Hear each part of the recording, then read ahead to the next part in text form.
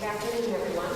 Thank you very much, Peter, and thank you to the team who worked with me to get me here. I apologize again that I'm only here for a couple of days, but as many of you know in the room, sometimes all you can do is swoop in and swoop out and hope that you can add some value and learn some really great things while you're there.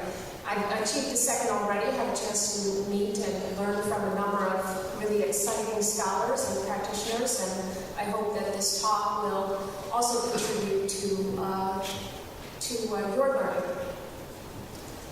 My talk here today is actually a slightly different title than the one that Peter was talking to.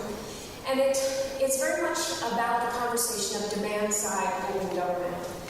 I heard a lot of attention to this question, this issue, yesterday during the talks that I had the opportunity to participate in, the workshops, talking very much about this notion, if you will, and I think it's still a notion, of demand-side open government. How do we think about the directives, the agendas of government leaders, and think about the citizen? And so from my talk today, which of course is always too many slides, I want you to take away this one critical question and encourage yourself and those that you work with to continue to ask this question. Where is the citizen in our open government initiatives? Can we see them there? Can we see their voice? I think very much linking back to Marian's point, we have to be very, very careful not to assume that we know who they are and what they want. And it's an expensive proposition. It's a time-intensive process, engaging and exploring with citizens what they care about and how they can come to know what government holds for them in terms of helping them with the issues that they care about. And so this statement, where is the citizen? We are builders, makers, and creators with insufficient understanding of whom we are building, making, and creating for. This is a quote that came from the Aspen Institute report that was very specifically beginning to draw attention to the issue of a lack of capability on the demand side of open government. And so this project that I'm going to be talking about is very much focused on this issue. Among the public librarians in the U.S., Jamie LaRue is a leading thought leader and an innovator. And he calls on this central irony of open government. And he feels that often open government isn't open at all. In fact, it's classic issues associated with those having power and privilege and access are the ones who are tinkering for solutions in the open government arena, while largely citizens remain uninvolved. So these are not, I think, surprising or provocative statements based on what I've heard, at least to this audience, what I've heard the last couple of days. But we don't have solutions, we don't have strategies yet, we don't have core capabilities that are available within our communities to address these kinds of issues. And so those are the issues that this presentation will speak to. But again, after the 40 minutes, and hopefully I won't take more than that, the key takeaway is the irony that we're living within and the critical question that can help us address that irony or reduce its presence, and that is, where is the citizen and how can the capability that citizens desperately need in order to be active participants, i.e. to make demands on their governments, where is that capability? How can we create it?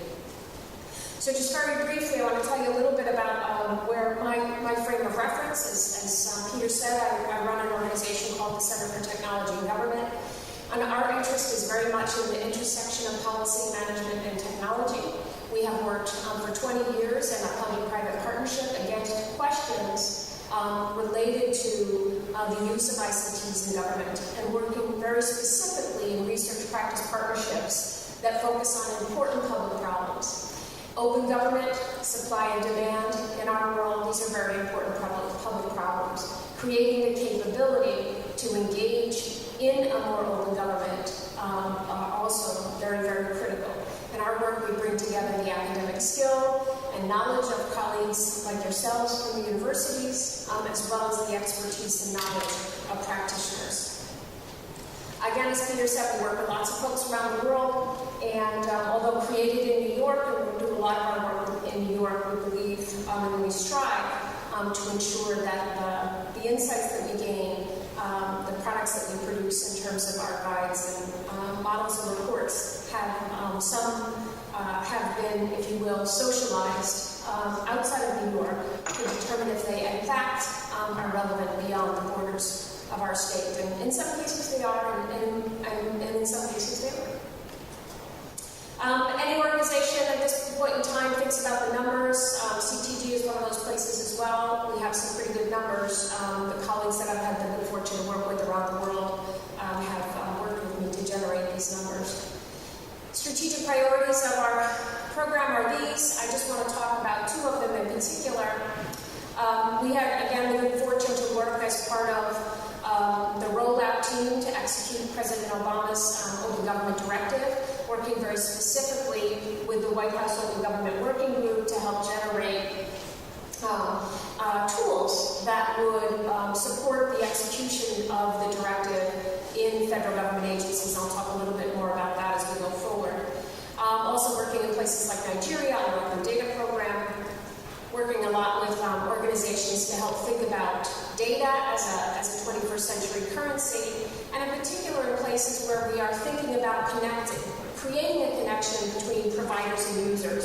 And I think that's a lot about what this conversation is today in my talk, is how do we create a conversation between providers and users. And I think what we're increasingly learning from what I heard yesterday, today, and leading up to this conversation, is that access and use are quite different things. We need to be very careful about the labels and the phrases that we use and what we mean and how we individually and in common ways understand those terms. So I'll go now to the directive and talk a little bit about that as a background to the demand side conversation. So as folks in this room may be familiar with, this is a set of components of the Open Government Directive. The directive set out a set of principles, laid out a process that the U.S. federal government agencies would follow, and it assigned responsibilities. Pretty simple, pretty straightforward. It directed those agencies to do very specific things, and this is a set of those 4 things. Publishing, improving the quality, creating a culture, enabling a policy framework. But in point of fact, the central mandate turned out really to be an open data requirement, and very much less a requirement for political transparency. So the investments being made in large part by U.S. federal government agencies were against that data release, as opposed to engagement in transparency, creating structures that would support an accountability conversation. The directive was then taken, as you know, by President Obama to the United Nations, and others actively engaged in that conversation. Prime Minister Cameron wanted to be the most transparent government in the world. So people at this point, again, started to take a stand on what they wanted to do, how they wanted to do it, and what identity they wanted to create for themselves. Lots of support for these ideas, as you know, generated around the world. Each country creating its own identity with respect to open government. The U.S. As well as our own directive drove the evolution of the Open Government Initiative, both in the White House. And by the year 2011, Chris Villa, who was then not just the U.S. Deputy Chief Technology Officer, but the U.S.'s Open Government Accountable Official, they were beginning to understand there was a different future in store for the U.S. Open Government agenda. And these were the priorities that in 2011 he was beginning to act against, to operate against, recognizing the need to take the data releases and create community-oriented focus areas, reduce the barriers, reduce the silos. So upon execution, we began to understand that the principles were the right ones. The implementation strategy still had some issues associated with it from the kind of barriers and silo realities that, of course, many of us knew were there, but now were in fact facts relevant to the open government agenda. We also began to hear from colleagues in the academic world, studying open government releases, looking at state and local adaptations in the US of the Open Government Directive, and seeing the launch of new data portals at the state level, a different kind of identity at the US state and local level, focusing more on service delivery than transparency and data release. And in particular, adaptations were really very much focused on the use of open government to improve communities through better services. You're familiar with, or if you've ever seen pictures of New York City's 311 system, this is a perfect example of that, making data available, data collected through the 311, which is essentially a hotline to secure services from the city government, and the ability to then make that information available to citizens so that they can see what's going on in their districts, what kind of services are being requested, what's the turnaround time, etc., so they can begin to hold their, A, to receive better services, and B, to hold their governments accountable. Challenges that were being realized at all levels, that the expectations that open government was imposing upon these government agencies were unfamiliar. They were imposing responsibilities that were competing for resources within traditional programs. And so how they had to create new understanding about investments that would generate the greatest value. What are the investments that they were able to make that would make the greatest value, given that they had a limited set of relevant resources, a limited set of relevant capabilities? And in lots of cases, what we ended up with was very supply-side focused strategies. As a consequence of the increasing recognition of the supply-side imbalance, there were questions were being asked, and for informally and then increasingly formally through activities such as this one that was organized by my center with a couple of colleagues, Beth Novak and Jim Hendler.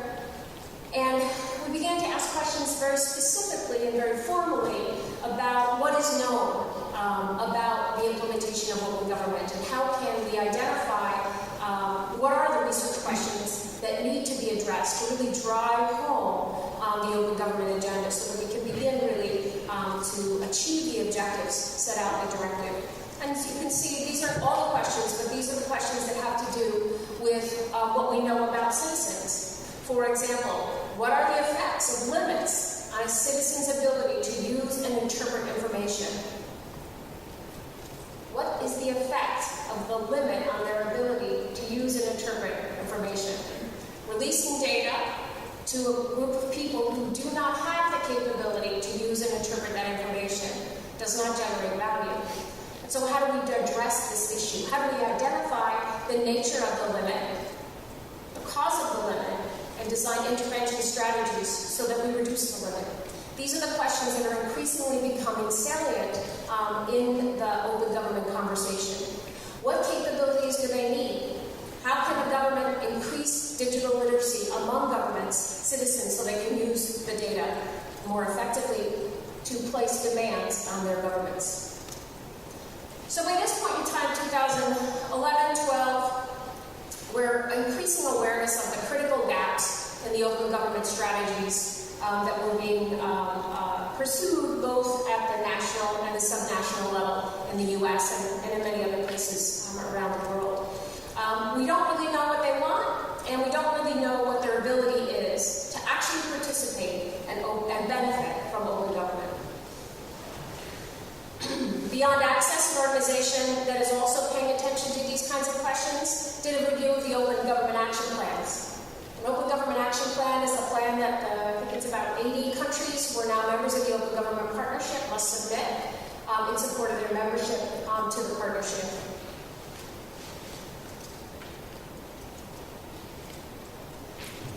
Beyond Access pointed out that the Open Government Partnership, they lay out how each member government will be more responsive to citizens. They talk about the commitments that they're making. But the observation that the Beyond Access program identified is that the key consideration missing from those action plans is how all of this is going to happen. Online tools are great, but if people don't know about them, they can't improve their lives. New services are useful, but there's no way for people to learn how to use them. And so the capability gap is increasingly becoming relevant to the conversations at both the national, subnational, and global level. And data can't be transparent if there's no way for citizens, or can't support transparency if there's no way for them to see it.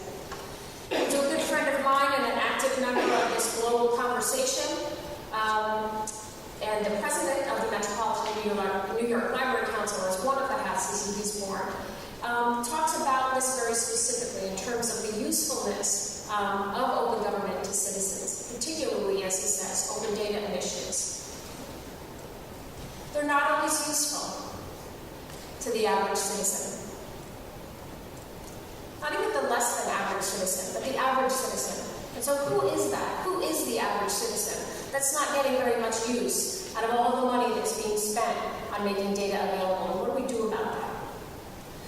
So increasingly, attention is being paid to building the new kinds of capability that are necessary to build demand-side open government, to understand what that is, and to develop strategies that are relevant in different contexts around the world.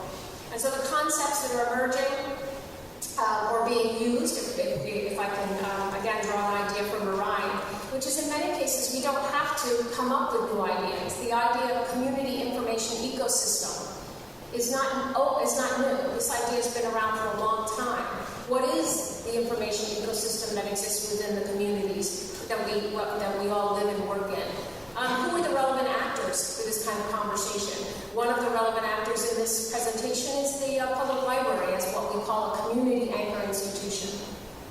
And in this particular project as well, the Institute for Museum and Library Services. Knowledge about current and preferred practices is not available. What are community anchor institutions, in particular public libraries and other quasi-governmental organizations? What are they doing? How are they doing it? There's a lacking tools to guide change, and there's a need for the redefinition of the roles that community anchor institutions are playing, as we increasingly recognize that the implementation or the realization of the principles of the Open Government Directive, the Open Government Partnership, rely heavily on the ability of the supply side community, the community information ecosystems. We have to think in new ways about the roles and responsibilities that exist or are assigned to members in those ecosystems. So a community information ecosystem includes entities that are interested in and able to access and use and share information that a community needs. It includes the formal and informal networks for the exchange of knowledge, ideas, opinions, and perspectives.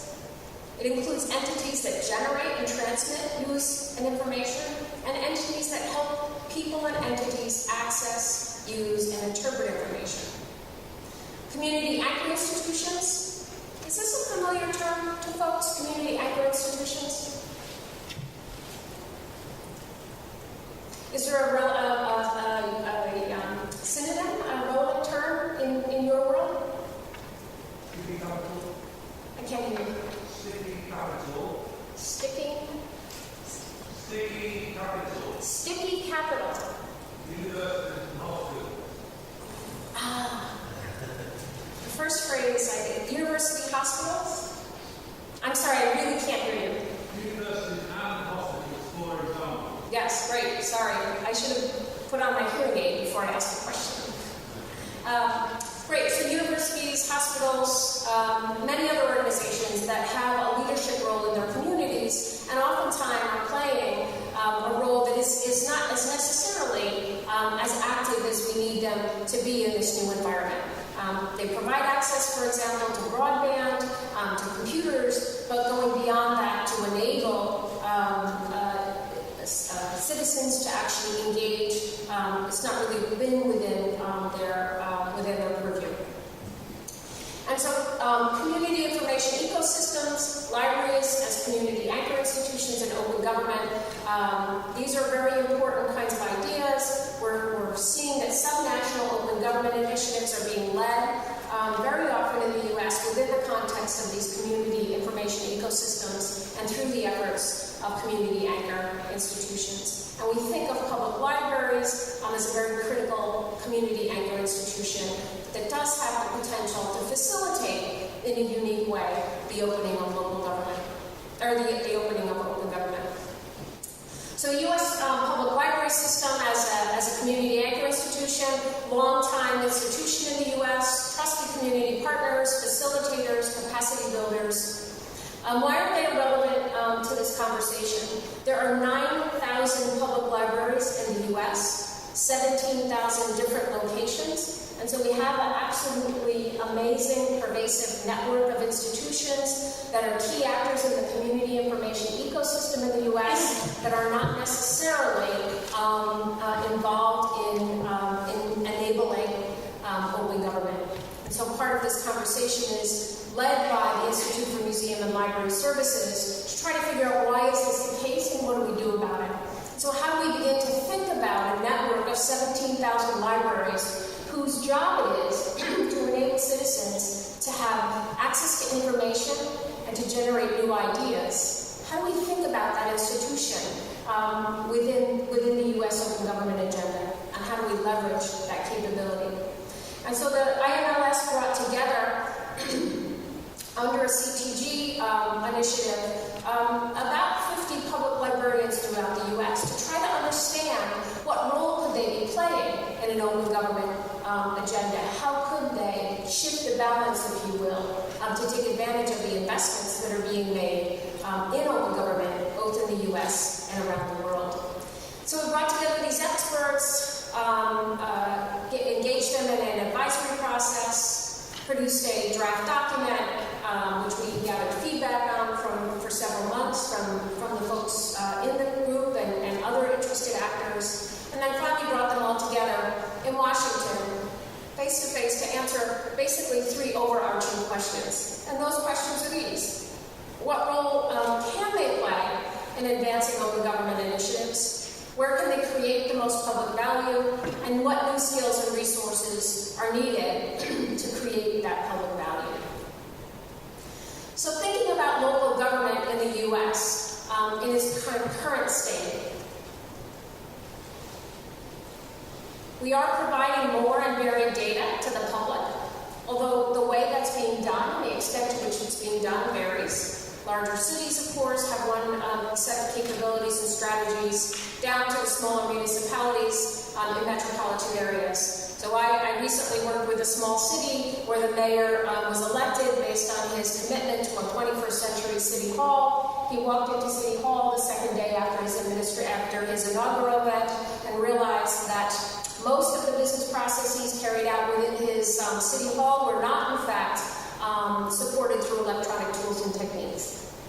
So he had a vision, but his capability being very limited. And so how do we think about municipalities, whether it's the city hall, or the public library, or the community advocacy organizations with this very, very low level of capability? Public libraries, as I said, 17,000 of them, locations around the world, or around the country, had found themselves surprisingly in a support role with respect to e-government. And this is how we have begun to know that public libraries have a lot to tell us about what kinds of capabilities their communities have for using open government tools and techniques. E-government services are very often in the U.S. and other places around the world enabled by these community anchor institutions.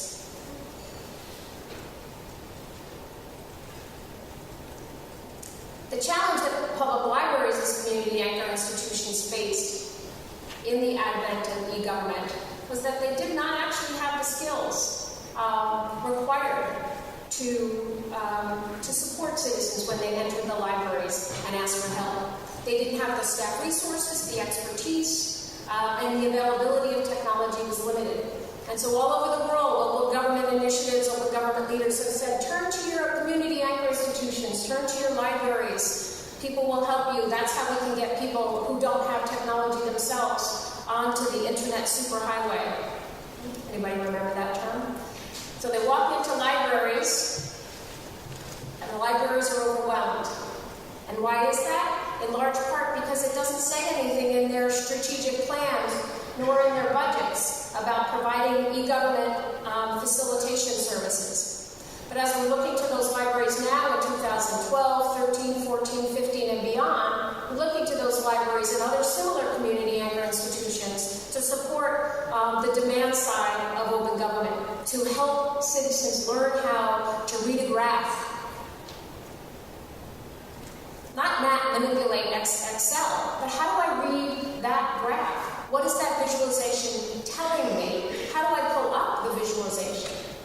If we're expecting folks to be able to use and benefit from open data, we have to understand what's the gap between what they're capable of, what they need to be capable of, and then further we have to understand who is a responsible community anchor institution to fill that gap. And then how do we support those folks?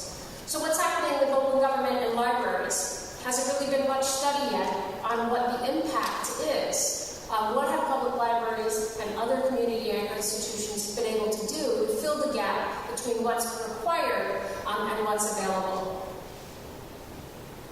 What we did learn in this project is that a lot actually is going on, but there's very little formal knowledge about these efforts. There is no systematic capturing of these initiatives that are, in some cases, in some communities, changing the equation with respect to open government and open data access. But very little of it is being captured and shared. What we learned is that the opportunity for development of a collective understanding of open government and of good and best practices for public libraries is limited, and we have to change that. Defining the role of public libraries and other community anchor institutions and supporting them in that new role is absolutely critical if the benefits are to be realized. And this is what is increasingly coming through in many, many conversations at many different levels in the US and around the world. Jamie LaRue again tells us we need a new model, a new conceptual framework for stepping into local government. What's the language we use when we talk with our authorizing environment about the importance and the value of taking critical and sparse public library resources and directing them to programs that support the capabilities of citizens to place demand on their governments through the use of open data? How do library leaders map out these strategies for ramping up to the task? When and how does the support for civic engagement move into their job descriptions and into their duties, and not just into their hearts? Through this project, we created a couple of those tools. First one being a typology of open government community anchor institute activity types. What we discovered in these meetings and these interviews with public librarians around the country, around the US, is that they did not have a common language, a common understanding of what they were doing, why they were doing it, and how they were doing it. And so we began to see that if, in fact, these community anchor institutions were going to be the linchpin for creating demand-side capability for open government, they needed to begin to operate in a systematic way. They needed, at the very least, to be able to develop a common language, the links between their activities, and how do they describe what they're doing? How do they make an argument collectively for what they're doing, for increased funding, for increased opportunity? And so this is one tool that we produced. The second is a demand-side open government planning model, which helps public libraries and community anchor institutions think about the engagement process that they need to go through to help begin to define which kinds of open government capabilities and initiatives are most critical for a particular library in a particular location. There are 9,000 libraries, 17,000 locations. I would bet that there aren't 9,000 different models, but there might be 4,500 different models, and so we need to understand what those are. So as I said, the topology provides a language that is now being used to support dialogue among public libraries so they can begin to understand which activities in which kinds of communities generate the most public value in terms of creating demand-side capability for open government. The topology has these elements in it. These are all detailed out in the paper that was put up, I believe, on the website along with in support of this presentation. Mostly, of most importance is the difference here in terms of leading community engagement. Public libraries are not advocacy organizations. They're quasi-governmental entities that are funded by their local governments. So how do they lead community engagement on particular sticky policy issues while maintaining their neutrality?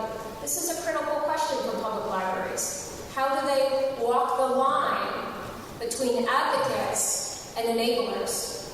These are very, very critical questions that potentially threaten the base of these kind of community anchor institutions. So how do we understand how to create the capability while protecting their neutrality and their identity as critical community actors?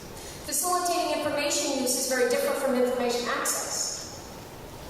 Providing information access, here's a computer, here's the desktop, we'll get you an account. Facilitating information use, helping individuals understand that they have the right to make a claim. Civic literacy. These are very, very critical and very, very new kinds of responsibilities for many community anchor institutions, and in particular for public libraries.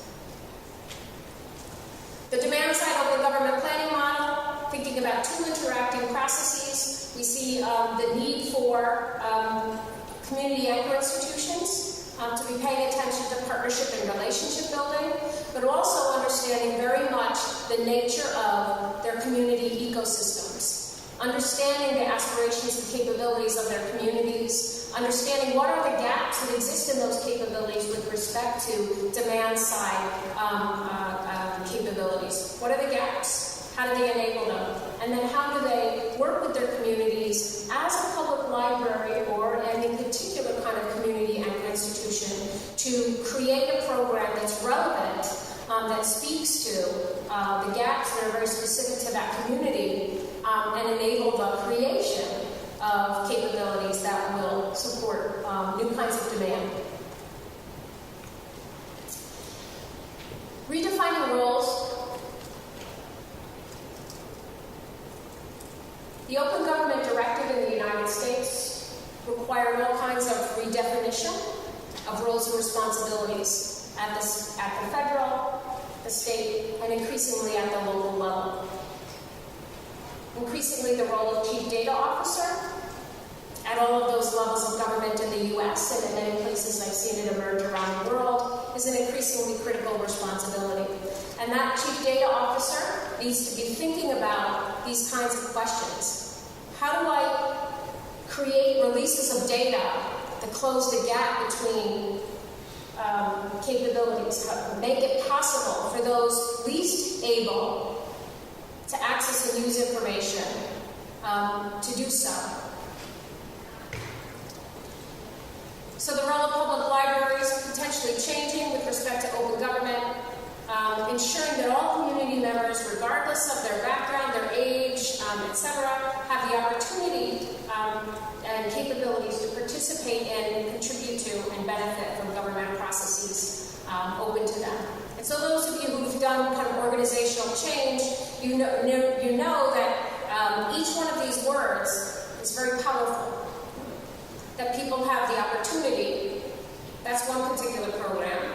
The capabilities to participate, that's another set of skills and tools and techniques and programs. Contribute to, yet again, and benefit from, that means we have to evaluate all this. So these are if you look at a statement like this and you think about my responsibility to execute against a statement like that, you realize there's all kinds of new skill sets and resources that community anchor institutions are going to have if they want to actually assume the role such as the one laid out here for public libraries. So how do we think about these new kinds of roles and responsibilities when we increasingly realize that release is not use, access is not value? So libraries are thinking about things like creating these engagement forums, engagement forums, asking people to participate in conversations while maintaining their neutrality, talking about such critical and political topics as community investment plans. So how do community anchor institutions carry out this objective while maintaining their neutrality?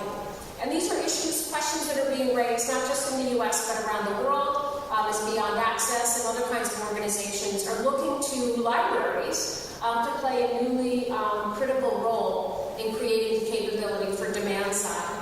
Boosting digital inclusion, teaching folks the skills they need to access information so that they can engage in a dialogue with their government leaders in a way that they never have been before. So where is the citizen? The citizen isn't where we thought they were. We thought they would be right at their desktops or at their mobile phones, downloading data, analyzing that data, using it to pop off a tweet to their government leader or to their bureau president or to their town supervisor. They're not doing it. Why aren't they doing it? They're doing it in large part because they can't do those things. They don't have access to the data in the way that makes it valuable and usable. And we have to do something about that. And so too often, we don't really know what they want and what their capability is to actually use the resources that are being made available to them to realize their objectives. So thank you very much.